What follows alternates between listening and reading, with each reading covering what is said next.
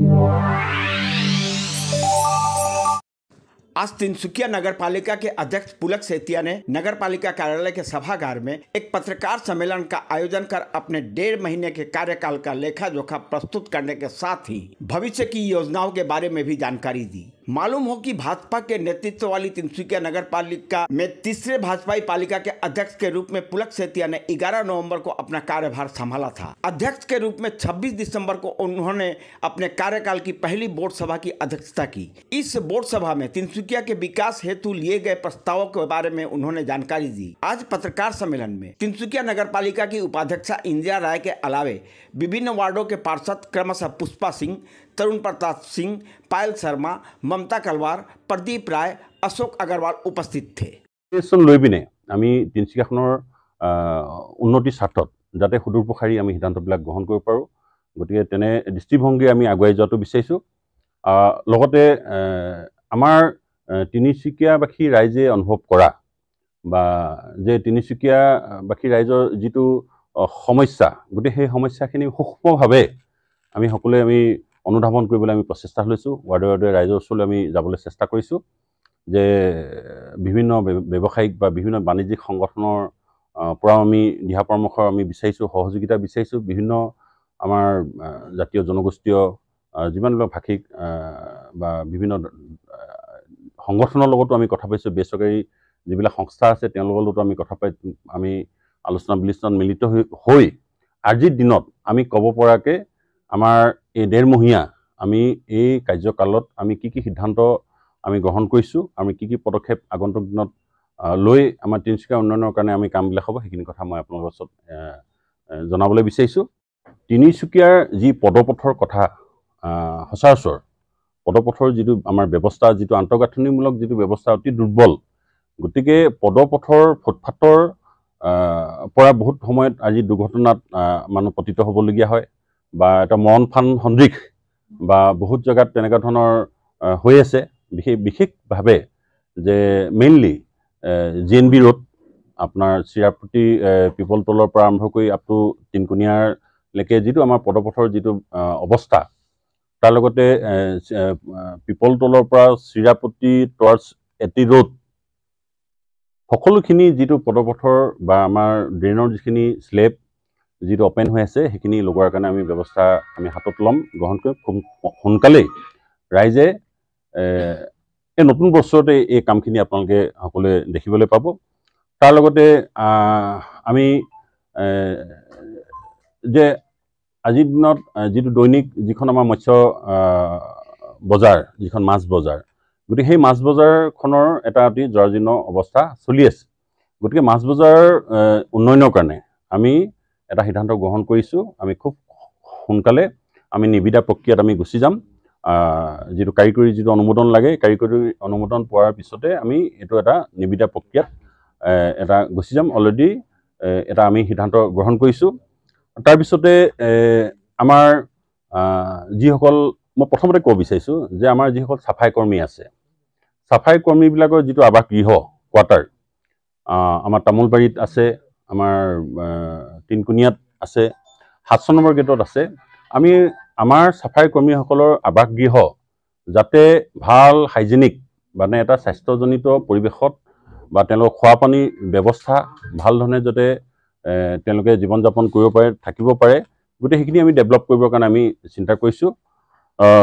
ইয়াৰ লগতে আমাৰ কিছুমান এতিয়া তামোলবাৰী যিখন খেলপথাৰ, পিয়লি ফুকনৰ নামত যিখন আমাৰ খেলপথাৰ আছে, সেই খেলপথাৰখনৰ আমি উন্নয়ন তথা আমি ইয়াৰ উন্নয়ন কৰিবৰ কাৰণে আমি সিদ্ধান্ত গ্ৰহণ কৰিছোঁ।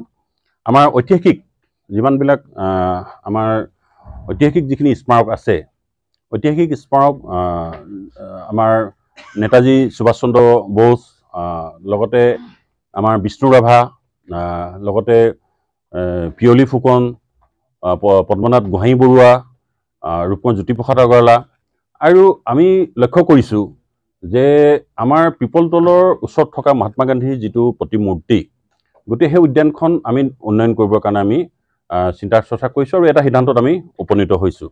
আৰু এই কামবিলাকো আমি খুব সোনকালে আমি নিবিদা আমি কৰিবৰ কাৰণে পদক্ষেপ আমি গ্ৰহণ কৰিম। লগতে সৌন্দৰ্য বৰ্ধনৰ কাৰণে তিনিচুকীয়াখন যিটো অপৰিকল্পিত ৰূপত যেনেধৰণে আগবাঢ়ি আছে, যে এতিয়া সৌন্দৰ্য বৰ্ধন বুলিবলৈ এটা আকৰ্ষণীয়ভাৱে সজাই পৰাই কেনেধৰণে আমাৰ পাৰ্ক যিমানখিনি আছে সেই পাৰ্কৰ উন্নয়ন কৰিবৰ কাৰণেও মেৰামতি নহয়, ইয়াৰ উন্নয়ন কৰিবৰ কাৰণে আমি চিন্তাবিলাক কৰিছোঁ। বিষ্ণুৰভাৰ পাৰ্কেই হওক, পিয়লি ফুকনৰ পাৰ্কেই হওক, বা ক'ৰবাত চিলড্ৰেন পাৰ্ক আছে, সেইখিনি আমি ডেভেলপ কৰিবৰ কাৰণে চিন্তা কৰিছোঁ। আৰু লগতে আমি নপুখুৰীত মৌদনন্দন কাননত আমাৰ ৰাইজৰ পুৱা যিটো প্ৰাতঃভ্ৰমণ কৰাৰ যিখিনি আমাৰ নাগৰিক আছে বা জ্যেষ্ঠ নাগৰিকসকলে তাত যিহেতু পুৱা প্ৰাতঃভ্ৰমণ কৰে, তেওঁলোকৰ কাৰণেও যাতে এটা শাৰীৰিক অনুশীলন কৰিব পাৰে, তাৰ কাৰণে এটা য়োগা চেণ্টাৰ এটা তাত নিৰ্মাণ কৰিবৰ কাৰণে আমি সিদ্ধান্ত গ্ৰহণ কৰিছোঁ।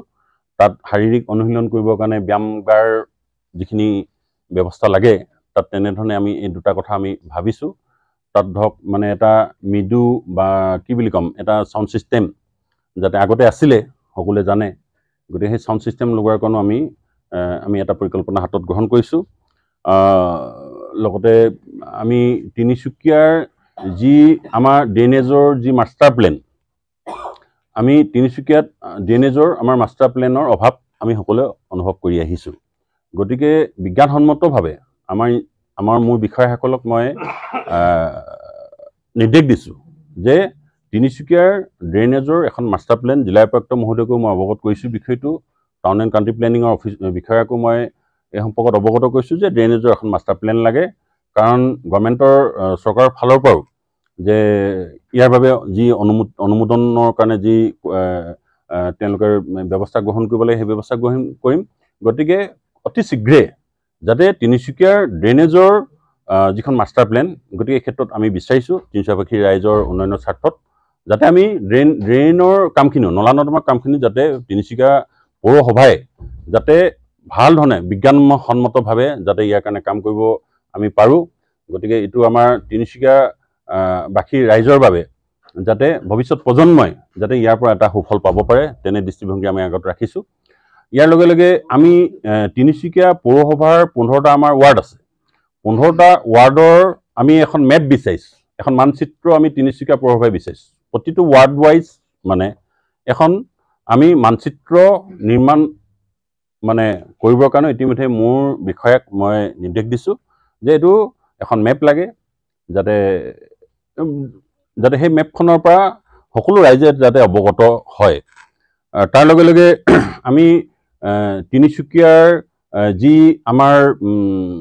আমাৰ যিটো গাৰ্বেজ ক্লিনিঙৰ যিবিলাক কাম আছে, তাৰ কাৰণে আমি কিছুমান অত্যাধুনিক আমি বাহন লোৱাৰ কাৰণে আমি চিন্তা চৰ্চা আমি কৰিছোঁ আৰু সিদ্ধান্তত উপনীত হৈছোঁ।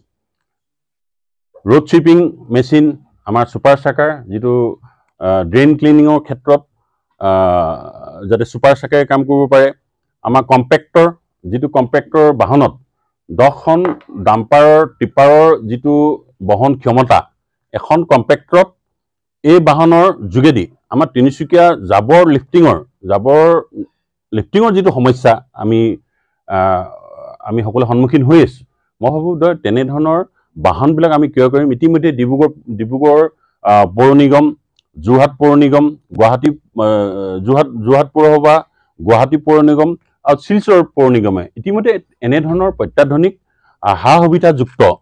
आज पत्रकार सम्मेलन में तिनसुकिया नगर पालिका के अध्यक्ष पुलक सेतिया ने पत्रकारों के सवालों का जवाब देते हुए बताया कि पिछले दिनों तिनसुकिया नगर पालिका में कर्मरत सिविल डिफेंस के जिन लोगों पर एक ठेला चालक से बदसलूकी करने का आरोप लगा था, उन सभी को काम से हटा दिया गया है। शहर में विशेषकर 10 नंबर वार्ड में दुकानदारों द्वारा फुटपाथ एवं सड़कों पर किए जा रहे अतिक्रमण के प्रश्न का अध्यक्ष पुलक सेतिया संतोषजनक उत्तर नहीं दे पाए। उल्लेखनीय है कि 10 नंबर वार्ड JNB रोड में एकांश दुकानदार फुटपाथ तक अपने साजो सामानों की नुमाइश लगाते हैं, जिससे लोगों का फुटपाथ पर चलना मुहाल हो रहा है। लग रहे आरोपों के अनुसार जनप्रतिनिधि इस डर से इस विषय में कोई कार्रवाई नहीं करवाते कि कहीं उनका वोट बैंक उनके हाथों से खिसक न जाए।